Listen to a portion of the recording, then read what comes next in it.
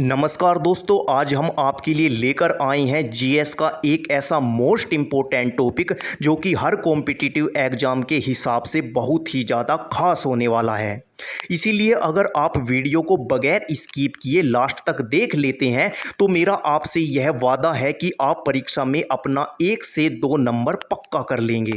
तो चलिए बिना टाइम वेस्ट किए शुरू करते हैं।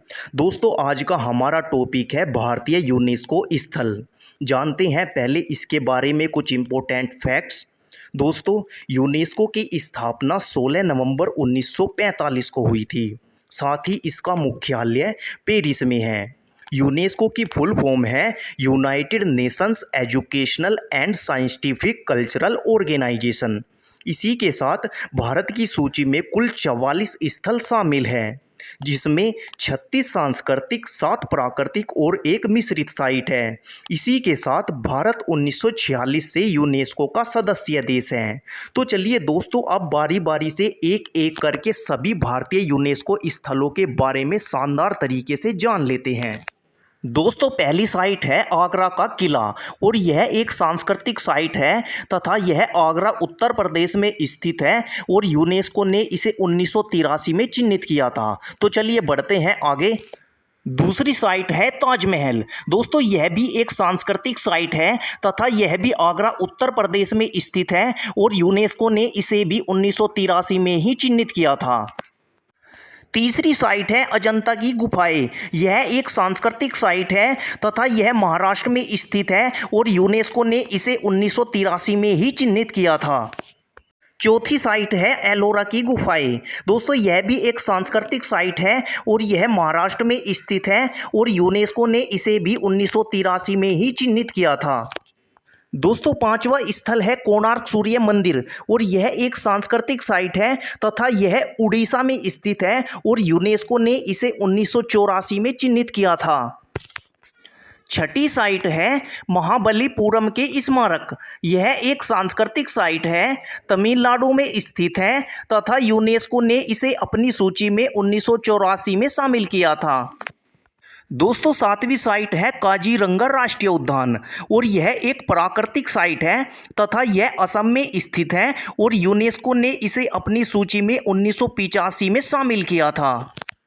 आठवां स्थल है मानस राष्ट्रीय उद्यान। दोस्तों, यह एक प्राकृतिक साइट है और यह असम में स्थित है तथा यूनेस्को ने इसे 1985 में शामिल किया था। नौवां स्थल है केवलादेव राष्ट्रीय उद्यान। दोस्तों, यह एक प्राकृतिक साइट है और यह राजस्थान में स्थित है तथा यूनेस्को ने इसे 1985 में चिन्हित किया था।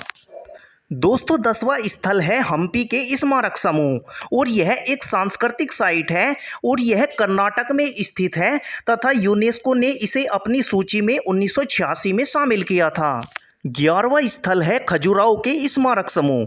दोस्तों, यह एक सांस्कृतिक साइट है और यह मध्य प्रदेश में स्थित है तथा यूनेस्को ने इसे अपनी सूची में 1986 में शामिल किया था। 12वीं साइट है फतेहपुर सीकरी। दोस्तों, यह एक सांस्कृतिक साइट है और यह उत्तर प्रदेश में स्थित है तथा यूनेस्को ने इसे 1986 में चिन्हित किया था। 13वां स्थल है गोवा के गिरिजाघर व कॉन्वेंट। यह एक सांस्कृतिक साइट है और यह गोवा में स्थित है तथा यूनेस्को ने इसे 1986 में चिन्हित किया था। 14वां स्थल है एलिफेंटा की गुफाएं। यह एक सांस्कृतिक साइट है और महाराष्ट्र में स्थित है तथा यूनेस्को ने इसे 1987 में अपनी सूची में शामिल किया था। 15वां स्थल है सुंदरवन राष्ट्रीय उद्यान। दोस्तों, यह एक प्राकृतिक साइट है और पश्चिम बंगाल में स्थित है तथा यूनेस्को ने इसे 1987 में चिन्हित किया था। 16वीं साइट है पट्टादकल के स्मारक समूह। दोस्तों, यह एक सांस्कृतिक साइट है और कर्नाटक में स्थित है तथा यूनेस्को ने इसे अपनी सूची में 1987 में चिन्हित किया था। 17वां स्थल है चोल मंदिर।